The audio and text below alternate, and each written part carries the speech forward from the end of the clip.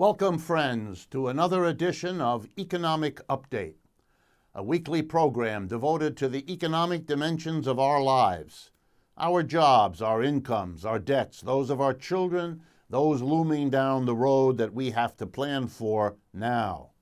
I'm your host, Richard Wolff. I've been a professor of economics all my adult life, and currently I teach at the New School University in New York City. Well, we have a packed program today of economic updates.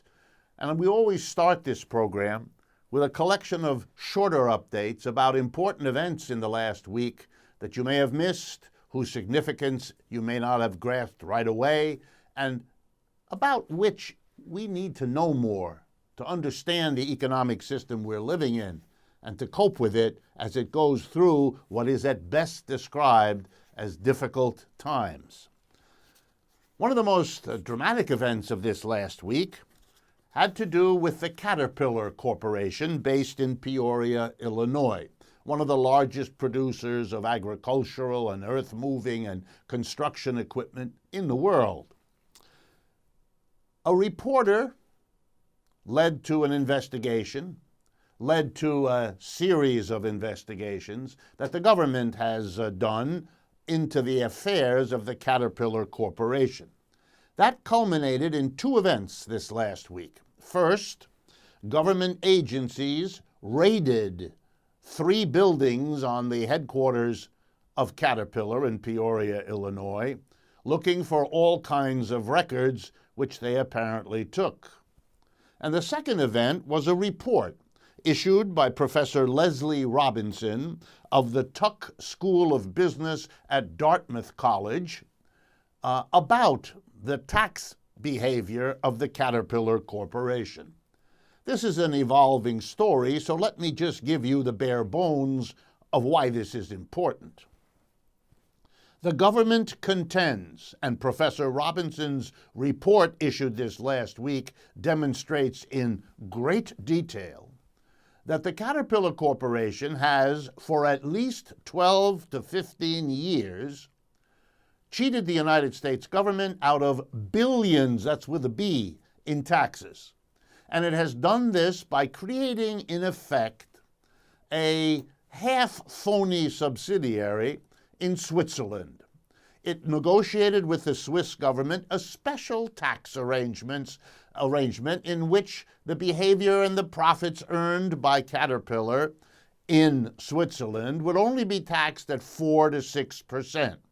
Compare that with the tax rate here in the United States that is officially 35%, and you can begin to see what tempted Caterpillar.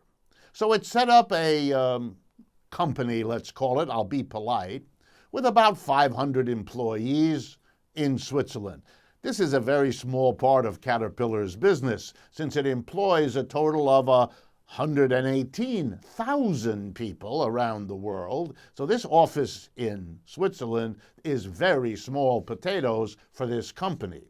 But it booked an enormous portion of the profits.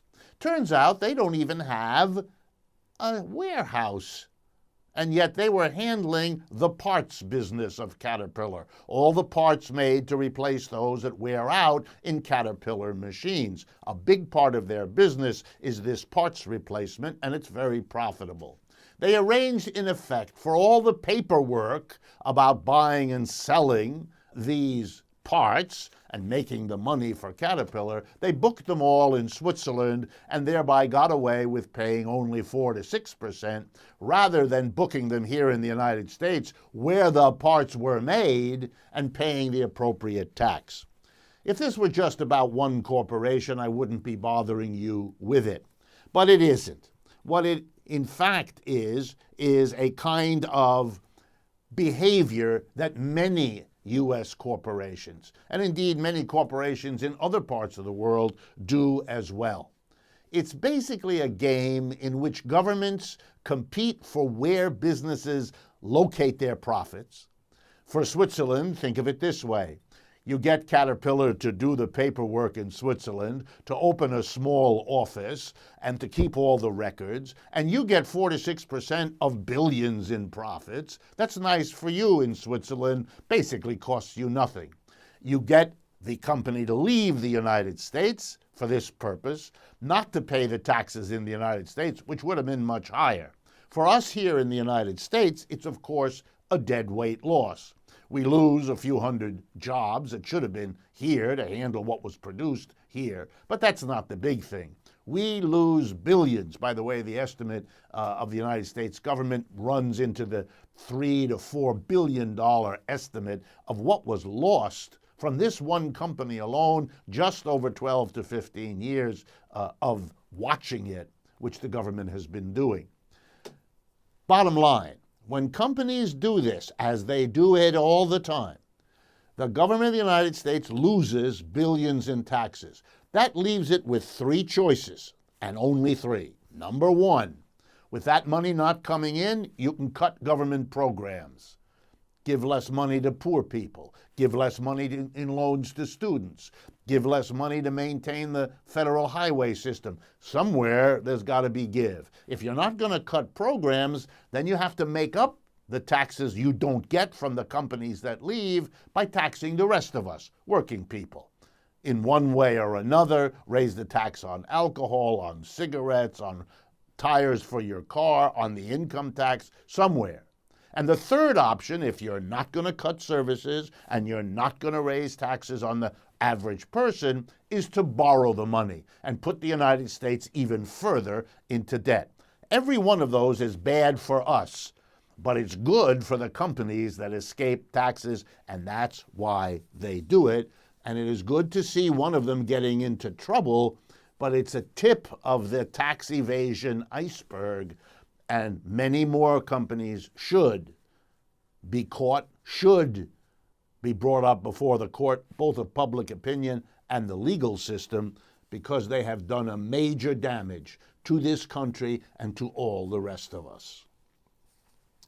The next big item over the last week was, of course, the rollout by the Republican Party of what they propose to be an alternative to Obamacare, which they intend to repeal any day now, since the Republicans control both houses of the Congress. I don't have much to say that you can't see elsewhere, and I want to reserve my precious time on this program to expose and to analyze things that don't get the attention they deserve. But there's one dimension that I notice is not being covered about this repeal and substitution of the Republican program, and that has to do with how the new version of Obamacare, the Republican alternative, how it is going to be funded. And there's 2 important things here to understand. First, the amount of support to people provided by Obamacare is about to be reduced by the Republican alternative. Poor people will get less support than they got before. The uninsured will not be required in the same way to have insurance, and so therefore they will not need or get the kinds of subsidies that poorer people got to help them pay for the mandated insurance. That kind of thing will mean that the bill that the Republicans putting in are going to cost less money. And who will that help? Well, here's the key item. The money to pay for Obamacare came on taxes that hit only people earning over $200,000 a year if they were an individual, and $250,000, if you were a couple. In other words, the payment for extending insurance to the uninsured, for helping people who needed it, came out of the richest. And there is, of course, the central objective of so many who voted against and spoke against Obamacare. Wasn't really about the care it provided, it was about the taxes needed to pay for it. And since the taxes affected the richest Americans, it will benefit them the most to have those taxes reduced or repealed. Under the plan the Republicans announced, the taxes will be repealed as of the end of this year. That is, the repeal will go into effect in 2018. To give you an idea of the taxes to be saved, If you're in the top 1% who earn more than $774,000 a year, you heard me right, $750,000, the tax cut you will enjoy by virtue of getting rid of Obamacare will be $33,000. More money in your pocket if you're a person who earns $750,000 a year. If you're in the top 0.1%, the really richest in America, your tax saving will be $197,000. Well, for those people, this isn't much money, but for all of us, of course, here's the bottom line. Rich people will pay less taxes, and poor people will get less medical help to be healthy, to not only stay healthy for themselves, but to prevent all the rest of us from contracting infectious diseases because our fellow citizens have a decent health insurance and will keep themselves healthy in that way. The next story is painful for me to tell you about, painful for me to admit that our country even does such things, but I will. The U.S. Immigration and Customs Enforcement Agency, that's the people who grab immigrants that have no papers, undocumented immigrants off the streets of the United States by the millions in recent years, and right now, under the Trump administration's focus on that process.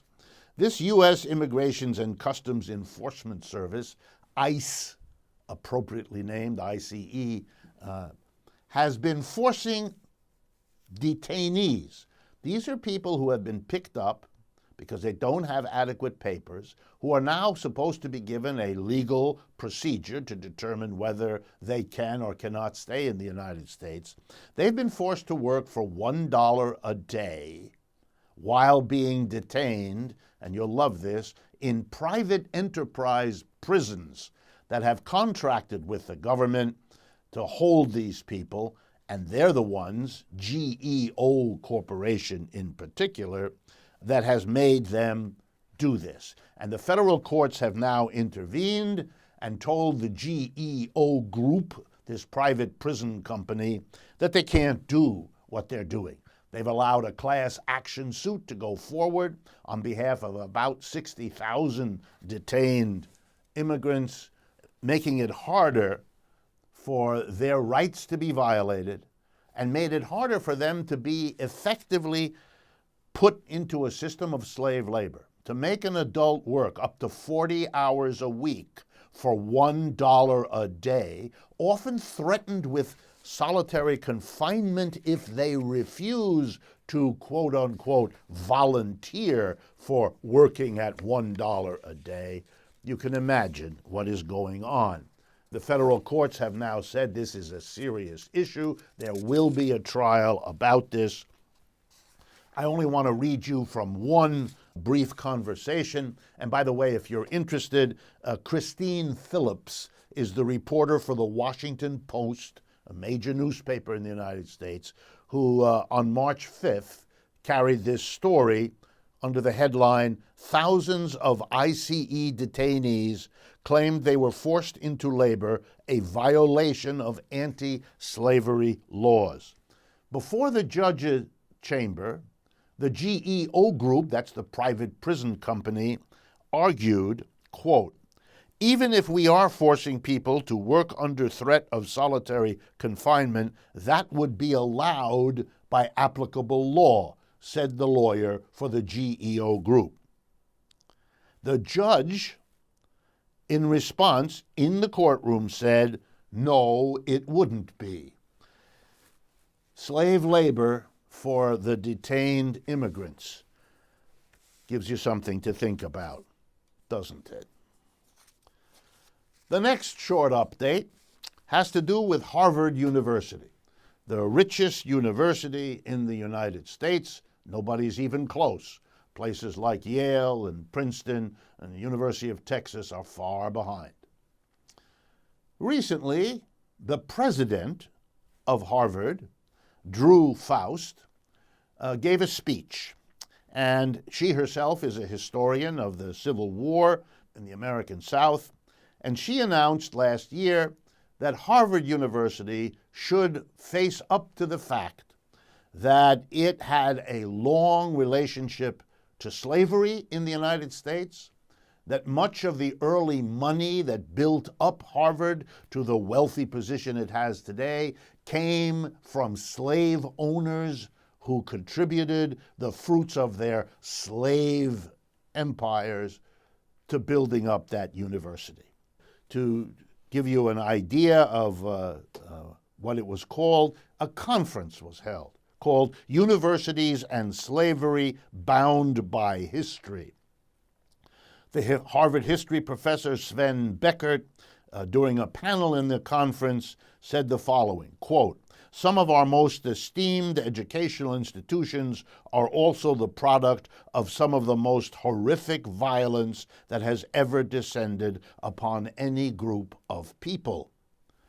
So Harvard is confronting the role of slavery in building it up. Maybe some of the other schools that have the same history, Princeton, Yale, others, may follow suit if they have that amount of courage. It is certainly long overdue.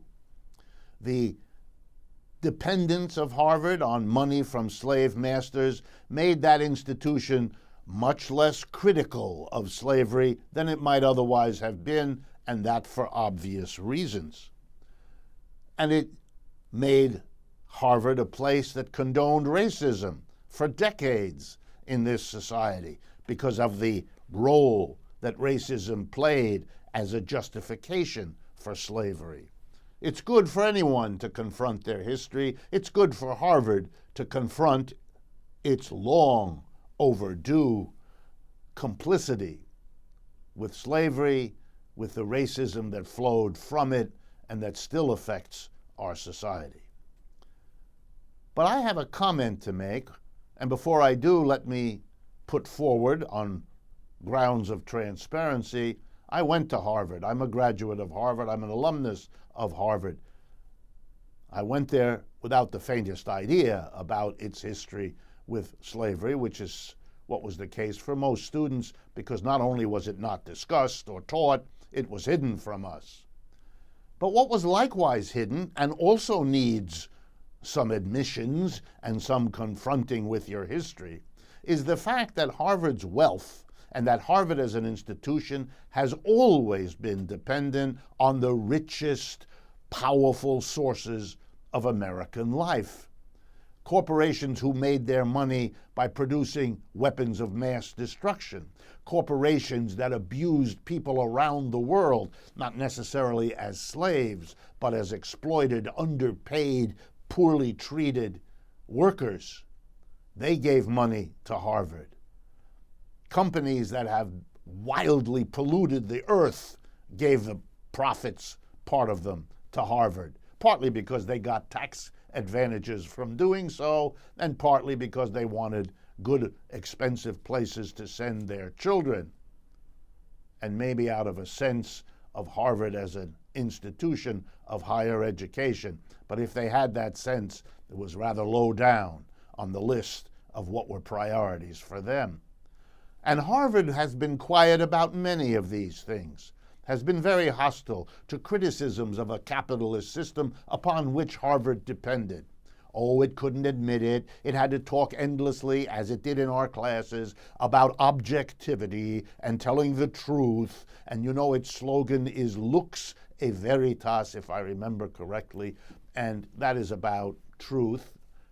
I hope I'm not confusing that with Yale. Unfortunately, I went to both those institutions, and keeping their slogans of self-congratulations clear in my mind has not been my highest priority.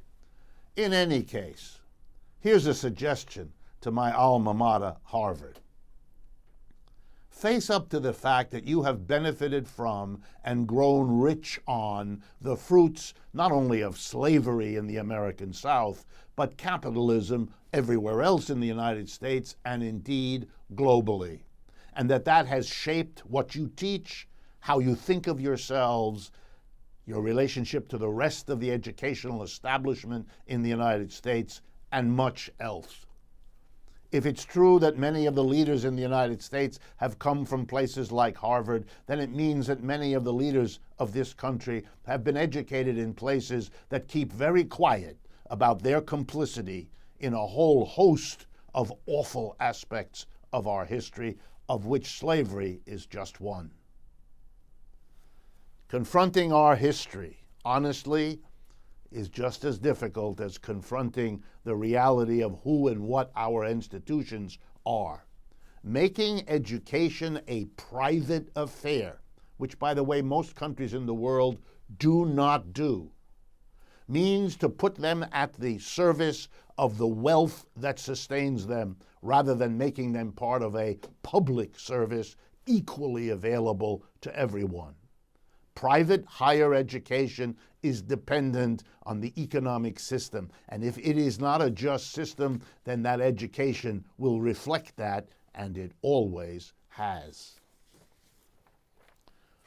Before I continue with the updates we still have time for, I want to make sure you all know that what we do on this program is only a small part of what we do. By we, I mean the group Democracy at Work. And we maintain websites where you can get this kind of information, only much more of it. These websites are available to you 24/7, no charge whatsoever. One is called Democracy at Work. That's all one word, democracyatwork.info, I-N-F-O. The other website is me, R.D. Wolf with two F's, rdwolf.com. So please visit rdwolf.com or democracyatwork.info if you are interested in more information, in more video and audio equipment. The websites both allow you to communicate to us. Tell us what you'd like to see on this program, what questions you'd like to have answered, what issues you'd like to have analyzed. Those websites also allow you to follow us on Facebook, Twitter, Instagram, and to keep up with us, to partner with us as we ask you to do, because you're in a position to make this program and the websites available to others who might be interested. We've been very successful partnering with you. We just want to keep it up. The next update has to do with something called the Bloomberg Billionaire Index. If you've never heard about that, let me be the first to introduce you. Bloomberg News, the largest single source of financial news around the world, owned by the former mayor of New York City, Michael Bloomberg, keeps an index up to date of billionaires. And so I thought I would tell you about that part of the world. I imagine some of you may be interested in becoming a billionaire one day yourself, and so you might like to know what their situation financially is. And for the rest of you, well, let's make a comment. But before I do, let's take a look. I chose 2 of the top 20 billionaires in the world, according to Bloomberg. The first one, and the richest person on this planet, apparently, is Bill Gates, associated with the enterprise Microsoft and with the development of the modern computer. I'm assuming most of you know who Bill Gates is. As of March 3rd, the most recent publication by Bloomberg of its billionaire index, March 3rd of this year, Bill Gates was in possession of $85.6 billion. $85.6 billion. I thought I'd break that down for you by asking you simply, or telling you rather, what this means in terms of Mr. Gates's income. I'm going to assume that he gives the $85.6 billion of assets he has to financial managers. That's what people like him virtually always do. They have neither the time nor the expertise to manage money themselves. They hire people, pay them very well to do that. And those people, sometimes called hedge funds, they will give him at least 5%. They will promise that they know how to invest money and will make him at least 5%. Often they do much better than that. Rarely do they do less well. So I'm going to use 5% as a benchmark. If you own $85.6 billion, as Bill Gates does, and this money is invested for you at 5%, very modest, by a hedge fund you hire for that purpose, you will be earning $4.3 billion per year on what you have. In other words, you have $85.6 billion, but you invest it and you earn another $4.3 billion per year just by investing it. You don't have to do anything. Mr. Bill Gates does not do anything to earn that 4.3. It's his money that does that for him through the intermediary work of the hedge fund. And now I broke it down one step further so you could really understand it. How much do you earn per week if you earn $4.3 billion per year? The answer is $82 million a week is what Mr. Bill Gates earns every week, 52 weeks of the year.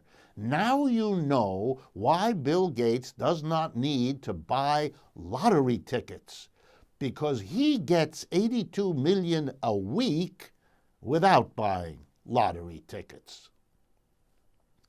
Does that strike you as bizarre? Good. It ought to. Let me explain. Some of our listeners and viewers write to me occasionally and say, well, people like Bill Gates have made a major contribution. They helped to develop the modern computer. They ought to get a reward for that. I could not agree more. That's right. Any creative person who does something particularly useful for us as a community, for the human race, should be recognized, should be rewarded, should be celebrated. There should be a special day. There should be a special plaque. There even can be some money to help create a sense of reward and maybe to provide an incentive. But that is light years from what I just described. That for the rest of this man's life, even though he's not working at computers at all anymore, he should be drawing down $82 million a week and deciding what he would enjoy doing with it, who he would help or not, what he would buy or not, shaping the way our economy works, because when you have that kind of money, you are a big player in this game. Is that appropriate? Is that consistent with a democracy? This has nothing to do with rewarding innovation. It has to do with keeping the reward in line with all the other values a society has. Well, I'm going to bring this first half of the program to an end by promising you that in the second half, which I would hope you stay with us to see and to hear, we can begin with discussing a second billionaire. So stay with us. This is the end only of the first half of Economic Update. After a short interlude, we will be right back. Welcome back, friends, to the second half of Economic Update here in March of 2017. Before the break, we were discussing the Bloomberg Billionaire Index, and I finished discussing with you briefly the issue of Bill Gates. And I promised to tell you about a second billionaire in the top 20, actually I think he's in the top 10, and tell you a little bit about what his situation is. The man's name is Carlos Slim, S-L-I-M. I may not be pronouncing that correctly. He is a big businessman in Mexico. He doesn't have as much money as Bill Gates. He has only $51.5 billion to his name. So he appears lower in the listing by Bloomberg. Okay, let's do the same math. What does that earn him? Well, per week, he doesn't get the $82 million a week that Bill Gates gets from investing his asset, at a nominal 5%. But investing his money at 5%, if that's all Mr. Slim gets, would get him $50 million a week. Like Mr. Gates, no need to buy lottery tickets. You have a permanent lottery every week of every year of your entire lifetime. Did Mr. Slim invent the computer, or anything like that in way of contribution. Not that I'm aware of, and I did some research. He's just a good businessman, put it all together, and draws down $50 million a week. I ask you simply to think with me whether it is appropriate in the field of democracy, in the field of Christian charity, in the field of ethics and morals as most people understand them, to be living in a society in which one citizen of Mexico, Mr. Slim, gets $50 million per week every week, while millions of his fellow citizens of Mexico are detained in American prisons, forced back into their country, losing whatever wealth they've accumulated back in the United States, entering a society that has no jobs for them and very little public support. Is this a reasonable way to organize an economic system? It is something to think about when you understand what it is that billionaires do financially right now and disconnect it from what contributions they may or may not have made in the past. The last short update before we turn to what we usually do in the second half of this program, which is look in depth at some economic issues, has to do with two countries that are far apart, two economies that are far apart geographically, Puerto Rico on one end and the country of Greece in Europe on the other. But we're going to look at them together because they are both suffering the same basic experience. Both Puerto Rico and Greece were led by politicians over the last 20, 30 years who had a very cozy relationship with big bankers, most of whom were American, but a good number of whom were also European and Latin American. The big bankers made huge fees off of lending money to the politicians. The politicians were happy to pay these fees because they got their hands on these big loans and could cement their political power by using the loans to provide services of all kinds to Puerto Rican or Greek companies, to Puerto Rican or Greek citizens of various sorts. It made the politicians popular, it got them reelected, it made money for the bankers. Everybody was happy so long as the game lasted. However, there was no supervision here, and both Greece in Europe and Puerto Rico here as a part of the United States, which it is, borrowed way too much money for what their economies could sustain. It was good for the bankers, it was good for the politicians, it was not good for the mass of people. Why not?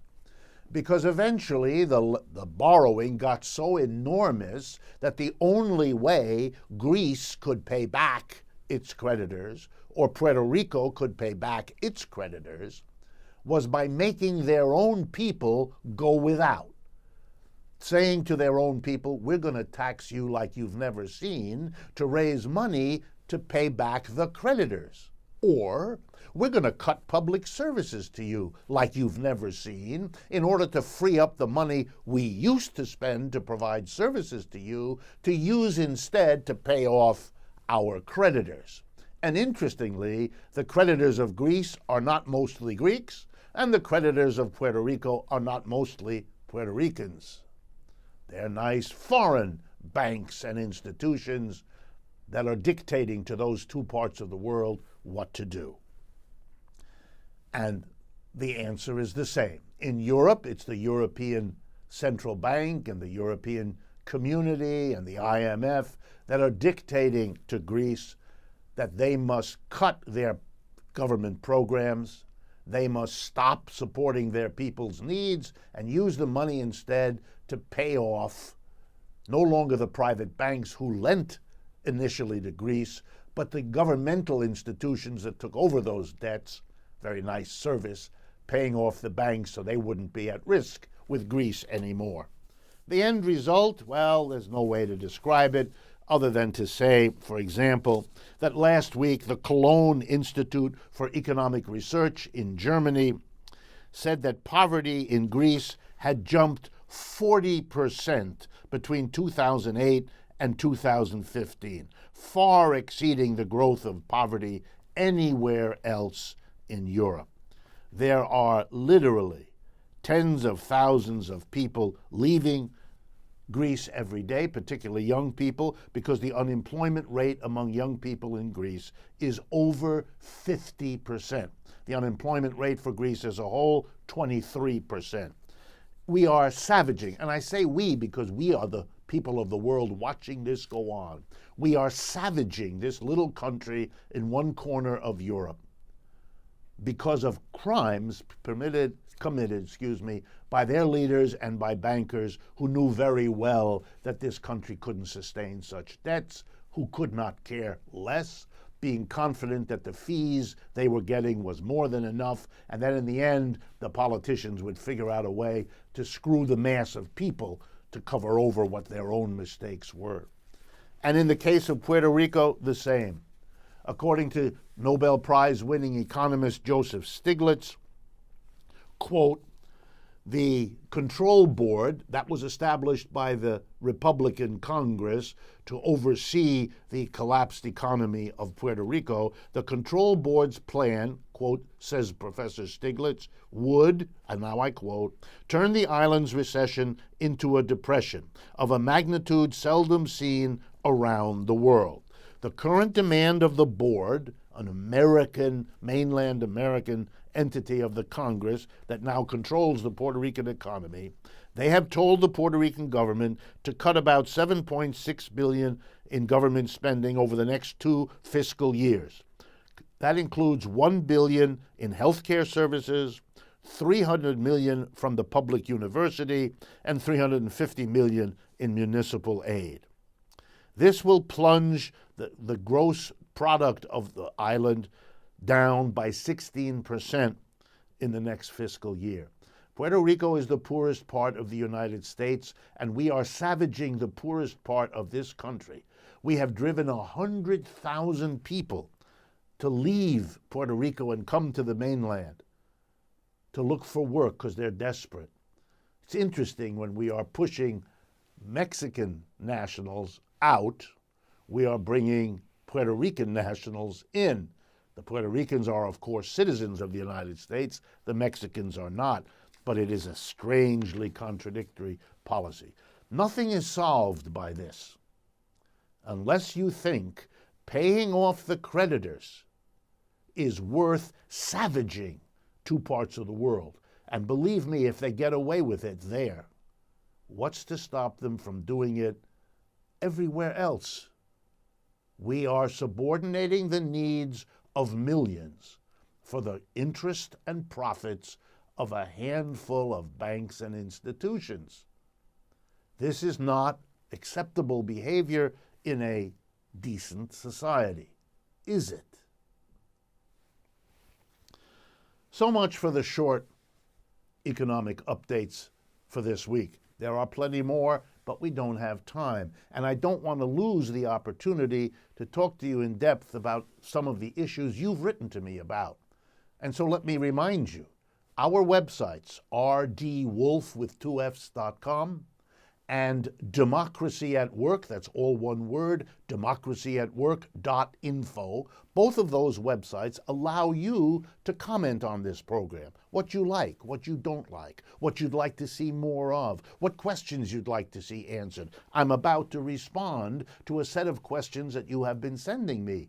And indeed, I chose to respond to this one because a number of you have asked me to do so. The websites also provide you with ways to follow us on Facebook and Twitter and Instagram, to partner with us, to bring us to your community to speak if you are interested, to get us on local radio and television stations if you're of a mind to do so. We have the people and the personnel ready to work with you. Please help us reach people who might be fascinated or interested in the perspective we offer on what's going on in the economic systems around us. So in that spirit, let me jump right into it. One of the great debates of economics for a long time is, in my judgment, misplaced. So let me tell you what it is. It's the argument that the big issue in economics is how much interference, how much intervention into the private economy should be allowed to the government. In other words, it's the old fight: should we have what's called a laissez-faire economic system? Laissez-faire from the French, let it be. Let the government keep out of our business. Let the government have a minimal role, that the best economy is the one that's private. The old statement in American history, that government is best which governs least, all of that. And there's been a debate. Is that a good idea? Is that a bad idea? And this has been a debate that has often been presented as if it kind of were the only big issue for our economic system, as if we've exhausted the question of economics in our lives by having a discussion about whether there should be more or less government intervention. You can see that in the debate over the health care program, Obamacare, where the Republicans say there should be less government intervention and the Democrats tend to say more, etc., etc. Well, here's my quarrel. The big issue for our economic system, I would argue, isn't about more or less government. And I'll explain why in a moment.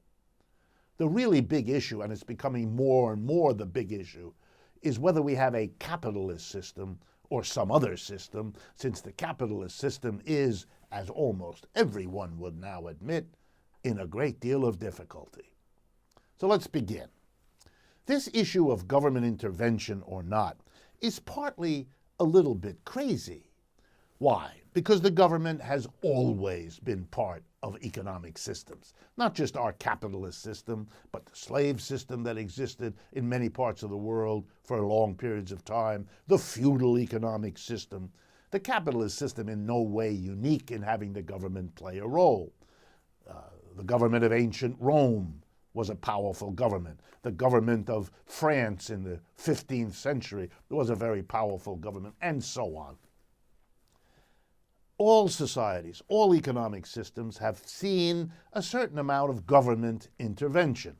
And we all know what the government's intervention usually is about. For example, we call upon government to defend us militarily. We call on government to have a certain police function to make sure we live up to the commitments we entered into, the contracts we have, the relationships we maintain. We often ask for the government to have particular activities that haven't worked out well when we've left them in private hands, like, for example, printing money, or making sure that the scales that merchants use to weigh the food we buy are properly measuring what it is we're actually paying for. We have commissions to watch for things. Here in the United States, we have the Food and Drug Administration and the Interstate Commerce Commission. All of these governmental regulatory bodies were brought in because the American people understood that leaving it to the private sector was not in the public interest. So the government has always had a role. Sure, we will debate how big that role should be, and that's fine. Let's debate it. Let's make an argument. It could be larger, could be smaller. The early part of our country's history, we did not give the government the job, for example, of public education.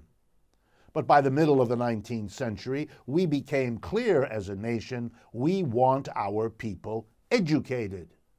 We don't want to limit our economic and political growth by not educating our people. Everybody should learn to read, to write, to do arithmetic, and so on. And guess what?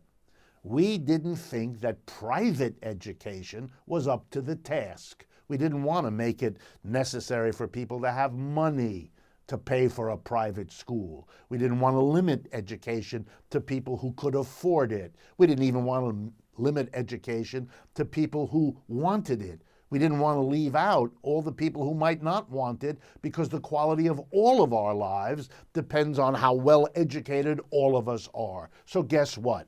We mandated public education. That's right. We did for public education what the current debate over Obamacare is arguing about, namely, should we mandate that you have medical care insurance? Well, we're all better off if we live among healthy people, just like we're all better off if we live among educated people. So we mandated public education, and that, of course, meant that we gave it to the public to do it. The government educates us. That's where the vast majority of people get educated, from kindergarten through the university. The vast bulk of our people, educated at all levels, are educated by the government. Okay, can there be a debate about this? Of course there can. Most European countries don't have private education of any kind. It's all public, and their argument is that's the only way to keep it equal and democratic. We don't accept that argument in the United States, at least some of us don't. And so we don't do it that way, although that may change. Who knows? But let's go back to the basic question. Is that all there is to argue about? No. That's not even the most important thing in our economy. Here's what is. How do we organize production? Before we get into the question of what role the government has, how do we organize, literally, the production of goods and services in our economy, in the stores, in the factories, in the offices? Well, the answer is we've done it in a particular way, which is called capitalism. It's indeed what the word capitalism means. We organize it such that a very small number of people, the owner of the business, maybe the owner and the top managers. If it's a big corporation, then it's the major shareholders, the entities, the individuals that own the big blocks of shares, and the board of directors that they elect, because that's how you get to be on the board of directors of a corporation. The shareholders vote for you. They don't vote one shareholder, one vote. They vote one share, one vote. So if you're a big bank and you own 2 million shares, well, you get 2 million votes. So you get the picture. The major shareholders elect the board of directors, and they make all the decisions. What to produce, how to produce, where to produce, and what to do with the profits. We may all work in an enterprise helping to produce those profits, but what's done with them is decided by a tiny minority of people at the top. We call them employers, and we call all the rest of us employees. Capitalism organizes production in a system of employer and employee. And you know, that's what distinguishes us from feudalism, slavery, and other systems. In slavery, the organization is master-slave. The person who makes all the decisions also owns the person who works. In feudalism, it's the lord and the serf. The serf is not the property of the lord, but the serf lives and kind of has to stay on the land that the lord oversees. The lord has all the power and tells the serf what to do. In capitalism, we have the employer and the employee. The employee is not a slave. He's not owned by the employer. And he's also not stuck in a particular job, having to stay there. He's not a serf either. In capitalism, the employee is free in the sense that he enters or she enters into a contract with the employer, and that's how work gets done. A contract in which the employer signs a commitment. I'm going to pay you, the employee, such and such an amount of money, and you're going to come and work for me. And whatever you produce while working for me is mine. You're taken care of by me paying you. If you produce a lot more for me than I pay you, that's my good fortune. That's how capitalism works. And that is how capitalism works, whether you have a lot of government intervention or a little. So the question isn't only, should we debate more or less government intervention? The real question is, for me, is this the way we want to organize production? You know, after all, slavery, in the end, was overthrown by people who didn't want it anymore. Above all, the slaves, but even a good number of the masters didn't like it anymore. And the same is true of feudalism. It was eventually overthrown. It was eventually allowed or pushed to die when the serfs wouldn't tolerate it anymore, and many of the lords agreed to let it go, that it wasn't working as a social arrangement. So here we are with capitalism, the system that in a sense has come after slavery, that had a good bit to do with overthrowing slavery. It had a good bit to do with overthrowing feudalism, like it had a good bit to do with overthrowing kings and queens. You remember the American Revolution? We didn't want to be governed by a king in England. The French Revolution, the French people didn't want to be governed by feudalism or feudal lords, so they created a capitalism as an alternative.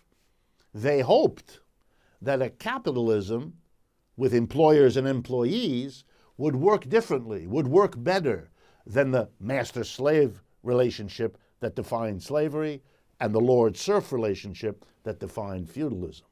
Well, we've come to a point, I think, here in the United States and around the world, that this capitalist system of organizing production with employers and employees is long overdue to be questioned, to be challenged. Is this the only way to do this? Is this enough of an improvement over slavery and feudalism for us to be satisfied? Or can we, should we, might we do it in a different way?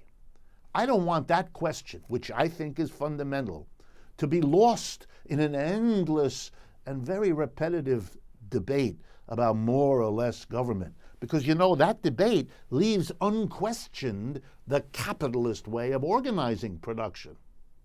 Well then, is there an alternative? And the answer is kind of obvious. Of course there is. There always has been. Just like there was always an alternative to slavery or feudalism, there's always been an alternative to capitalism. What's the alternative? To end the employer-employee way of organizing production. And what would that be? Again, kind of simple because it's very old. It would be making production into a community affair. What does that mean? All the workers, the one who sweeps, the one who works the machine, the one who keeps the records in the office, the one who, you fill in the blank, all the workers together, collectively, democratically decide what happens in the workplace, whether it's a factory, a store, or an office. That would be the end of capitalism because it isn't got employer-employee. Or another way of saying the same thing, the employers and the employees are the same people. It becomes a community affair, not the affair of a tiny number making the decisions that a large number have to live with, but they have no control. That's why capitalism is not a democratic system at the workplace, whatever it does in the community. At the workplace, a tiny group of people give orders, and a large number of people take them, and the order takers don't get to vote over who's giving them the orders. That's not how it works. Conclusion, friends. Don't be taken in by the notion that more or less government is what economics is about or what economic debates should be, could be, must be about. That's simply not the case. Just as important, and in my judgment, and now historically much more important, is the question, have we come to a point in the capitalist system where the employer-employee relationship is itself in play? Is itself to be debated and discussed? Is it to be questioned the way we question and ended the slave-master relationship as a way of producing, or the lord-serf? Have we come to that point also with capitalism? That's the central question, in my judgment, of this time, and I don't want it to be lost in the shuffle of a rehash of old debates about more or less government intervening in a capitalist system which we don't know how to question or to criticize. We've come to the end of Economic Update for this week. I want to thank you all for participating. I want to thank you for making use of our websites, democracyatwork.info and rdwolf.com. I want to ask you to partner with us by making this program's existence known to your friends and associates. I want to thank truthout.org, that remarkable independent source of news and analysis that has been partnering with us for a long time. It is a pleasure for me to produce this program, to present it to you, and I look forward to speaking with you again next week.